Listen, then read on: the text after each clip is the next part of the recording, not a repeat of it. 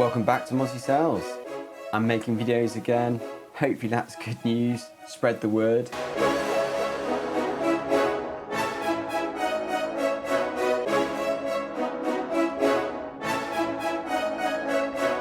I'm going to be acting as your kind of recon debrief personnel for the foreseeable future. Still got the day job, still very much an amateur, so it's going to be pure enthusiasm in my spare time. But hopefully I can bring you some insights and impartiality, discussion, conspiracy theories about what's being put on these boats and why. And fingers crossed that's going to lead to a fascinating 37th America's Cup. What are we going to be talking about in the video today? Well, there's a specific rule which has had a few queries passed through the rules board for. Caught my eye. A bit of technology from the previous America's Cup, which was really fascinating, and obviously someone wants to make sure that they're able to use it in Barcelona. So get to that in a bit. I guess we should also cover a little bit of update of where the teams are, what the state on the ground is. Lots of fascinating stuff going on at the moment. And then also just an update for me. I guess get that out of the way first of all, because that's probably the most boring bit.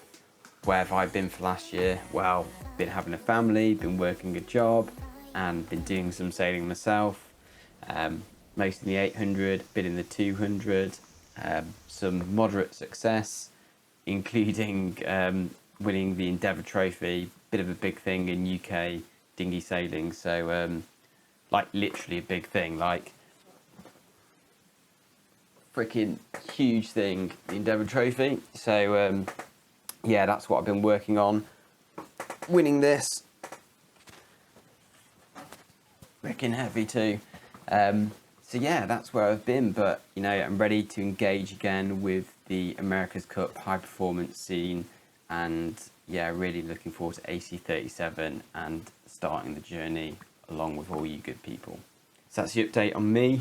Update on the teams where we're at. Well, we're going to put more videos out, hopefully regularly, aiming for about once a month, kind of recon updates, what we can see from a technical development point of view.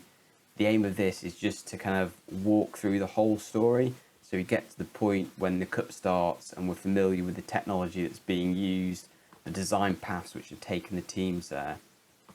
So plenty of good stuff coming up. Got some pretty good access to the recon materials, which is excellent news.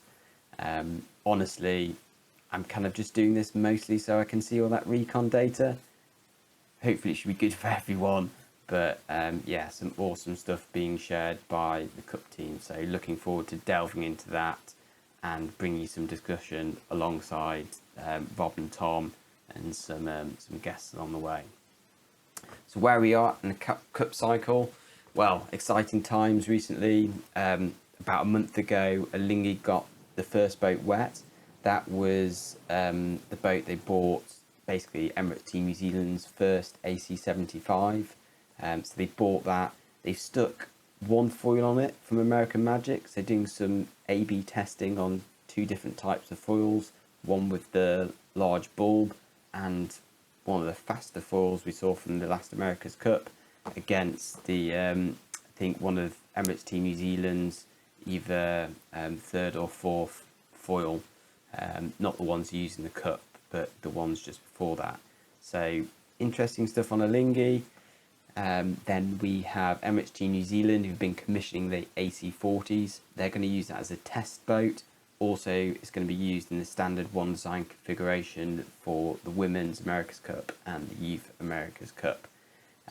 Quite interesting little boat that. We'll discuss it in future videos, but a little bit of indication of what Emirates Team New Zealand thought was good or not good about the Cup boats last time. Ineos, nothing yet, but we know they're about to launch their test platform, an LAQ12, so they're not going to use for testing the one design boat kind of stripped back and plugged in other components. They're going to produce their own test bed, so we're eagerly anticipating that being launched. And then just today Luna Rossa hit the water with their test boat. Really interesting, more stuff to come on that, but a fascinating little platform they've put together. But the subject of today's video is a little rule inquiries that have been passing through, and this goes to one of my favourite bits of technology from the previous America's Cup, and that was the Luna Rossa boom. Well, was it a boom, wasn't it a boom? The below deck infrastructure they had. So if you're not familiar with it, I'll put a link somewhere to the previous video from the last America's Cup, where we saw kind of Pirelli released a little video, little talk with Max, where he showed the internal workings of Luna Rossa. And essentially what they had was this structure inside. The whole thing moved with the Traveller and rotated the mast, but with two rams it could adjust the mast rotation alongside with all the main sheet hydraulics were housed in it as well. Potentially offering some rigidity to the structure, but also keeping a lot of those control systems below deck super aero. So nice bit of kit, key bit of technology, and it really contrasted with what Emirates Team New Zealand had done, where they had their lower deck, remember, with the kind of lower deck either side of their mast rotation point, which in theory was good for getting sail area down low. So they extended the mast below the mast rotation point, added some sail area down there, had a super low deck, low centre of effort, greater right of moment, potentially larger sail area as well. The downside was they had very little kind of internal space to fit systems, so they used the kind of clue sheeting and Traveller system, and then their actual tools for rotating the mast were all on the deck and visible. So two different paths. In the end, Emirates Team New Zealand won out. We don't know for sure whether that was the hull package or the foil package or the sails or what the contributing factors really were.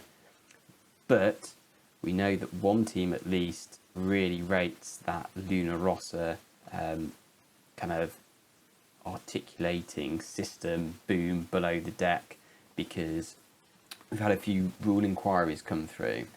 So what this is getting at is basically picturing the system that Luna Rossa had below deck, where they've got a boom and a ram off the boom, which is directly rotating the mast, but the whole boom and mast and ram moves alongside with the Traveller. And the questions being asked here is about rig controls, and whether each rig control should have obviously a specific purpose. So it could be outhaul, Cunningham, main sheet, mast rotation. Each one of those is a specific control, but how much can it work on another function? Clearly what Luna Rossa were achieving was we only had a hydraulic ram which was rotating the mast relative to the boom below deck, but then also their main sheet Travellers that moved up and down, that would actually move not just the clue of the sail, but it would also rotate the mast via this below deck boom system. So someone's very keen to make sure that that can be part of the rules for the next America's Cup. They've gone back to the rules committee again with another inquiry asking that they kind of make a ruling. That's rule inquiry 18 they're up to. Firstly, they had rule inquiry 13, which was a back and forth about these actuators, sail controls, how much could work on. Most of the teams responded saying they thought it was okay and a clarification or rule change wasn't needed. So whoever's asking this question has gone back again, and they're asking for like a position update from the rules committee to confirm that this system is okay. So fascinating stuff there. What makes it particularly fascinating is today Luna Rossa launched their test boat, and I kind of have been reading this assuming that these questions were coming from Luna Rossa to make sure that their kind of favoured kind of rig control system could be implemented under the new Cup rule. But then their test boat looks very, very similar. Emirates Team New Zealand's boat too. It looks almost identical to, with the two pods either side and the central trench. So someone's asking this question for this to be included, but who is it? Who's asking this question? Who wants to use this system? Because the test boat that Luna Rossa have put forward certainly doesn't look like the type of boat which would be using this system. So really interesting. Is this just kind of mind games, or is it Luna Rossa having a test boat which just mimics Emirates Team New Zealand's final boat, just to see, collect some data about that sort of setup in a miniaturized form? Or are they looking to go a completely different way? Right, that's it. That's the update for me for now. Plenty more videos to come. So much data and content to pour through, and I'll be doing that with the help of my good buddies. Hopefully bringing you regular updates, being a bit of a point of contact for you to get access and regular recon updates, so that we can follow the technology through to Barcelona. Take care. See you around.